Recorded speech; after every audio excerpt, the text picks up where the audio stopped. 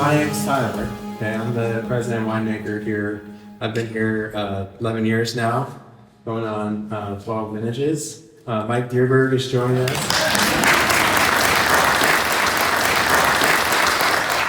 We talked downstairs about the 250-year plan that's sort of a multi-generational plan. So Mike and his sister Ellen have received that baton. And I'm not going to make it 250 years, though. Unless there's some scientific invention. Yeah. Our goal from this property, Star Lane, is to make excellent California Cabernet. And I think we're well on our way. And we're continuing to discover how we can find ways to get better. And so what you're going to get to do today is craft your own version of Star Lane wine. I want to walk you through a process that takes us months, it's really depending on the degree of variability of the vintage.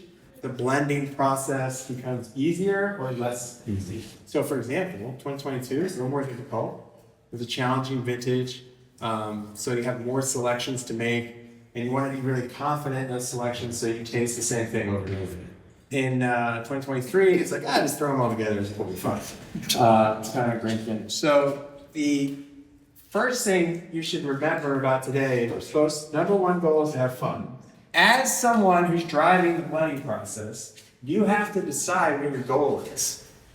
And you would be surprised, like you talk to winemakers sometimes, like, so, how do you blend? And they don't start by telling you what their goal is, which I just find, just doesn't work with the way my mind works.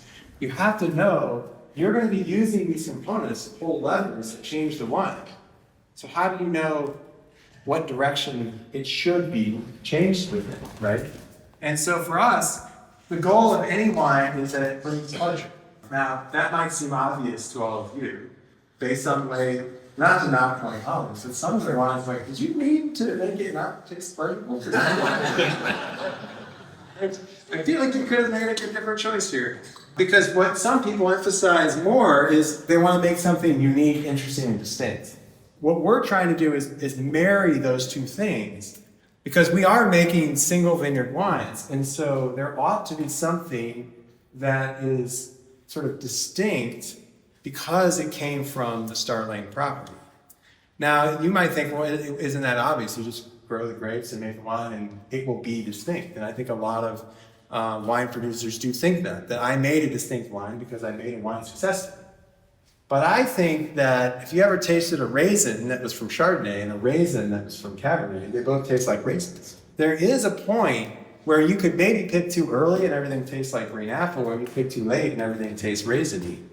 And you have now robbed yourself of an opportunity to make something that is unique and distinct, although maybe you've made something very pleasurable. You're going to have to decide for yourselves, is my goal, I want to make a Cabernet Franc based wine. And I want to understand the Cabernet Franc that's on the table and then find ways to add some pleasure to it with Petit Verdot on Cabernet. Or is your goal, I'm going to try to see if I can make something that wins the tasting.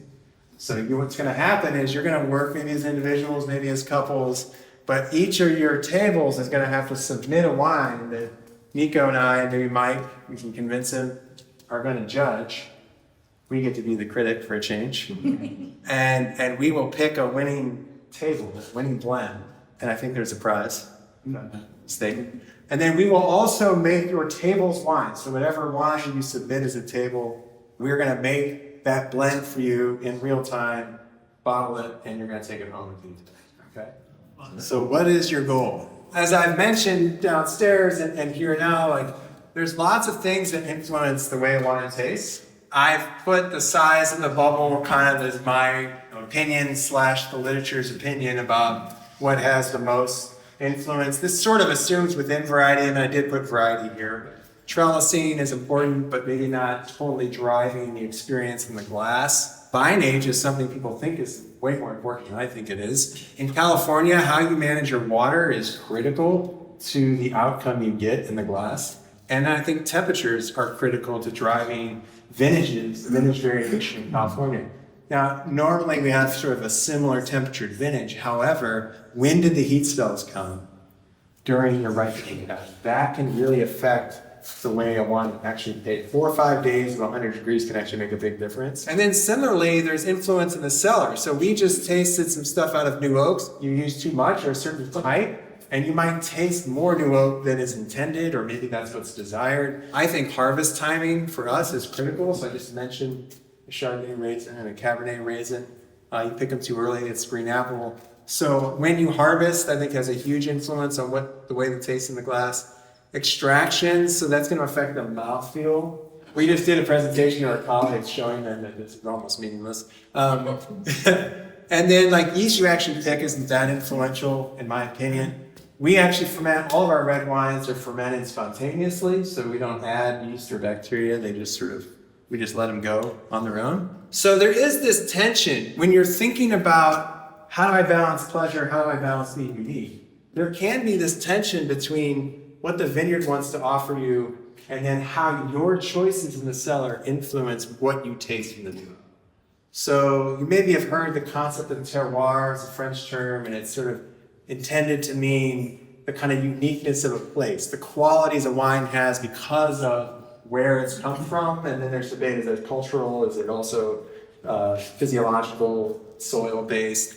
And so that's kind of what we're talking about here is how do you study what your choices in the cellar are doing to the consistent flavor you seem to find almost independent of your choices. We're trying to push the key flavors that are Star Lane forward and have our choices in the background. You know, perfect example would be we did 100% new oak, then we racked the wine and we put it back into brand new barrels. So we did 200% new oak, and the wine just tastes like an oak plank.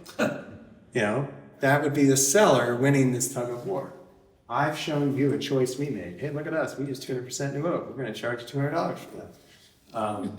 You know, that isn't our goal. Okay? We're trying to find a balance between those components. So your goal today, pleasure, you want to, if you can, you want to try to make something where the whole is greater than some of the parts. And then maybe your goal is a correct varietal character. So like I mentioned Cabernet Franc, if you say it's going to be Cabernet Sauvignon, but you feel like the Cabernet Sauvignon that's already on the table would really benefit from the structure of the Cabernet Franc or the juiciness of the Merlot, but you still want to retain the Cab Sauv character, then you got to do a serial blending down.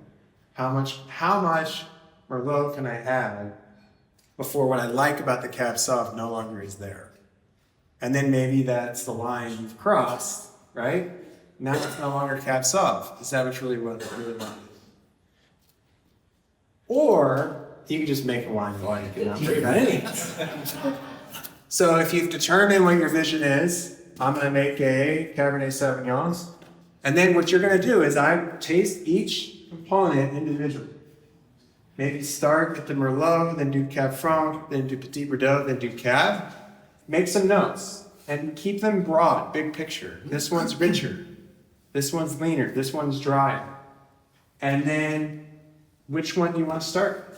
And then start changing that observation by adding something to it and see how it changes. Oh, this one's richer, and when I added Merlot to it, it got a little leaner.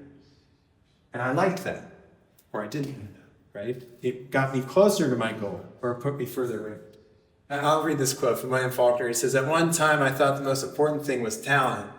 I think now that the young man or the young woman must possess or teach himself, train himself in infinite patience." Which is to say, you need to try and try and try until it comes out right. Now you only have like 45 minutes.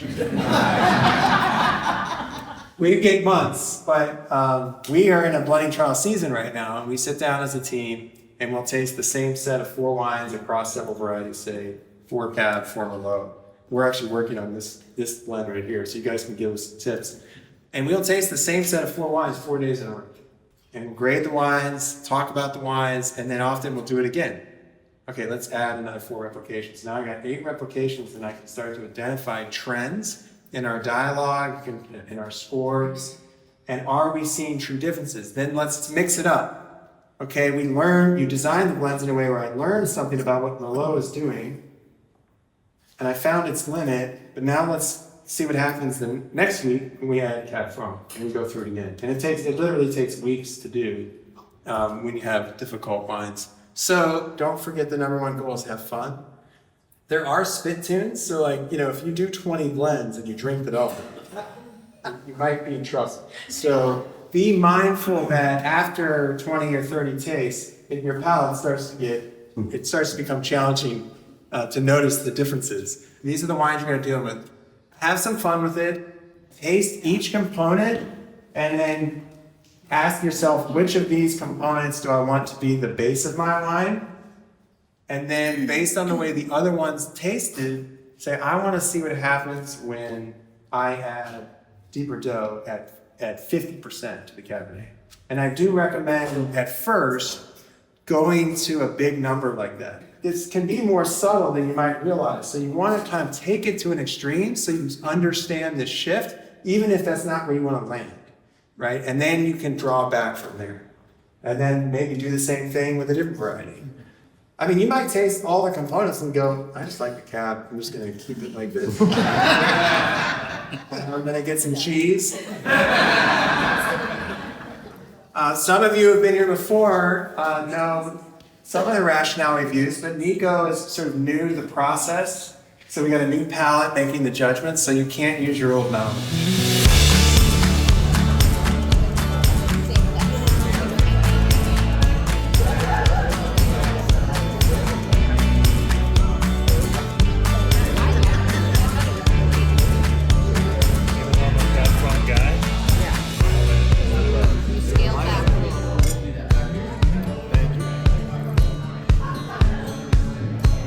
This is in theory 25% of everything. Oh, I did that. That was my first one. Okay, yeah, I like it. Cab Sauv and Merlot, both 30 milliliters, equal. Petit Verdot 20, Cab Franc 10. And it's the Petit Verdot that comes in the top and adds a little fruitiness.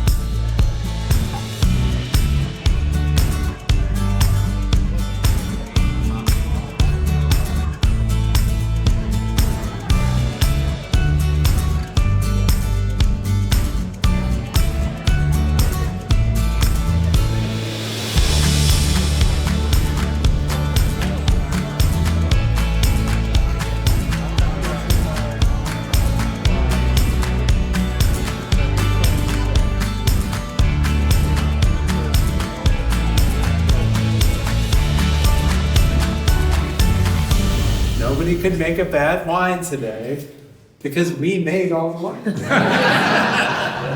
There was really no wrong blend. But I would say bravo. It's clear that people did different things. For me, the wines kind of went into two groups. There was some blue fruit and texture emphasized. There was some freshness and more herbal notes emphasized. And it was difficult for us to choose the winner. But we did choose table 5.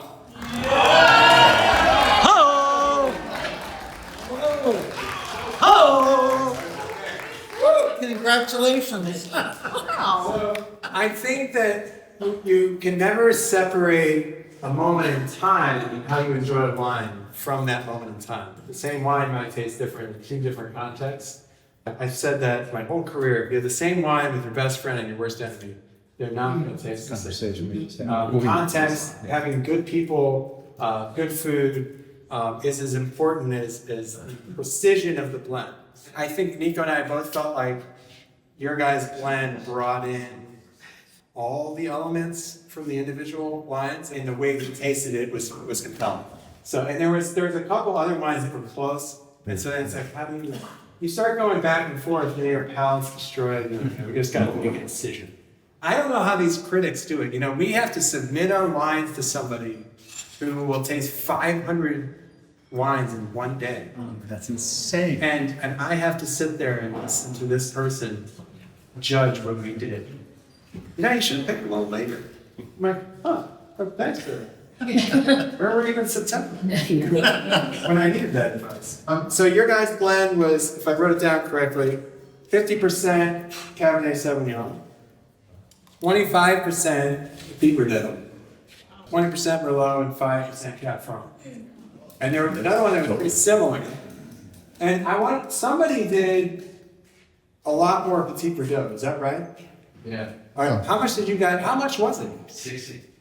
Only 60.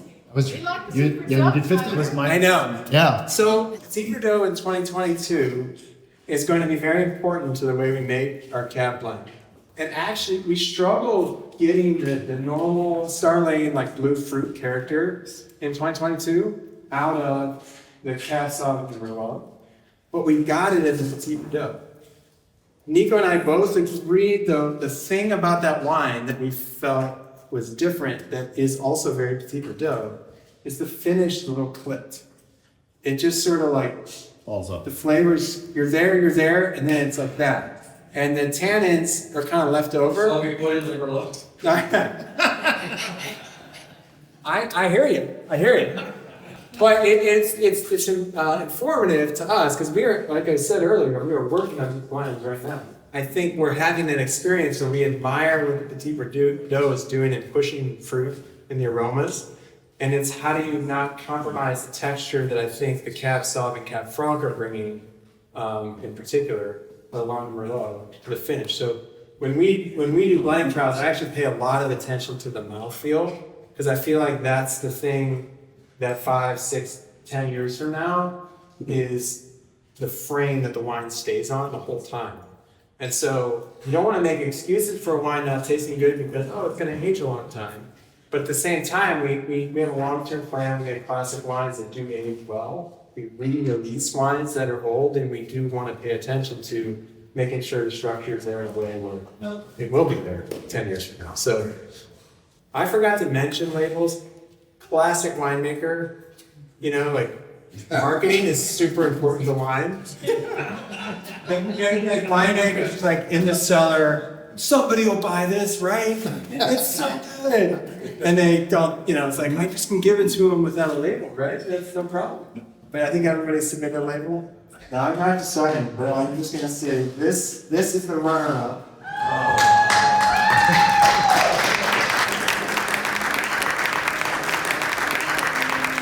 But this was the winner here.